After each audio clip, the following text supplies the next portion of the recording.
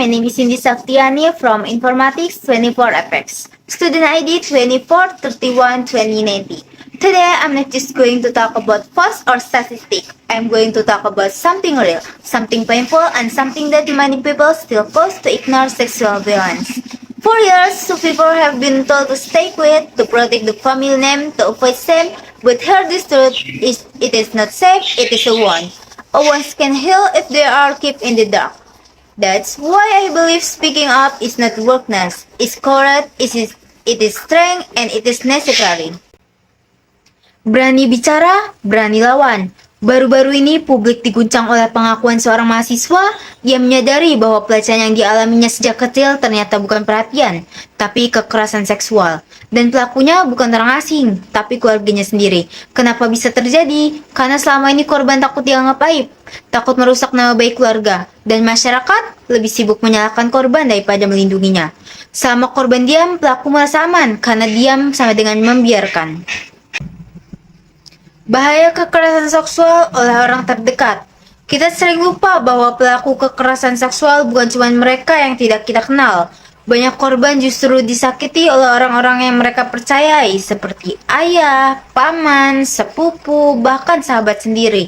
Dan itu membuat korban sulit membedakan antara kasih sayang dan pelecehan.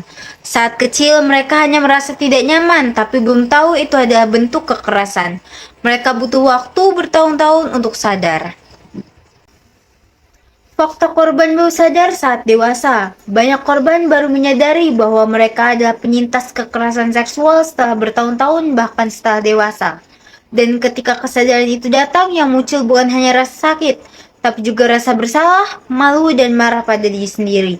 Salah satu korban bahkan berkata, "Ketika aku akhirnya berani bicara, tidak ada yang percaya. Bayangkan sudah berani bicara, tapi tetap dibungkam." Dampak jangka panjang. Kekerasan seksual bukan hanya soal fisik, yang paling dalam adalah luka psikologis. Korban sering merasa sulit percaya pada orang lain, cemas berlebihan, panik saat disentuh, bahkan membenci tubuh sendiri. Itu bukan trauma sehari dua hari, itu luka jangka panjang yang bisa terbawa sampai seumur hidup jika tidak ada dukungan dan ruang aman. Kalau terjadi kekerasan seksual, laporkan. Kalau kamu, teman kamu, atau siapapun di lingkungan kampus yang mengalami kekerasan seksual, jangan diam. Langkah pertama yang bisa diambil bisa dengan ceritakan ke orang yang dipercaya, seperti teman dekat atau keluarga. Langkah kedua, simpan bukti komunikasi jika ada, seperti chat atau voice note. Langkah ketiga, segera hubungi Satgas PPKS, Satuan Tugas Pencegahan dan Penanganan Kekerasan Seksual di kampus. Biasanya, mereka punya email resmi, hotline, atau form pelaporan. Satgas ini bertugas menerima laporan, memberi pendampingan psikologis dan hukum, serta menjaga kerahasiaan korban. Melapor bukan berarti kamu lemah, justru itu adalah bentuk keberanian untuk melindungi diri dan orang lain dari kejadian yang sama. Kita semua punya peran. Mencegah kekerasan seksual bukan hanya tugas korban atau petugas. Semua dari kita punya peran. Saat kita melihat teman dilecehkan secara verbal atau ada candaan seksis yang tidak pantas, kita bisa bicara. Kita bisa mengingatkan atau cukup berkata, "Itu nggak lucu," sesederhana itu. Ingat, diam sama dengan membiarkan, tapi satu suara bisa membuat orang merasa didukung. Kekerasan seksual bukan aib, itu luka dan luka harus disembuhkan. Tapi luka tidak akan pernah sembuh kalau korban terus dipaksa diam. Kita sebagai lingkungan, sebagai teman, sebagai manusia punya tanggung jawab untuk menciptakan ruang yang aman. Bukan untuk menghakimi, tapi untuk mendengar. Berani bicara bukan hanya menyelamatkan diri sendiri, tapi juga menyelamatkan banyak jiwa lainnya. To close this presentation, I want to say this clearly: sexual violence is not just an issue.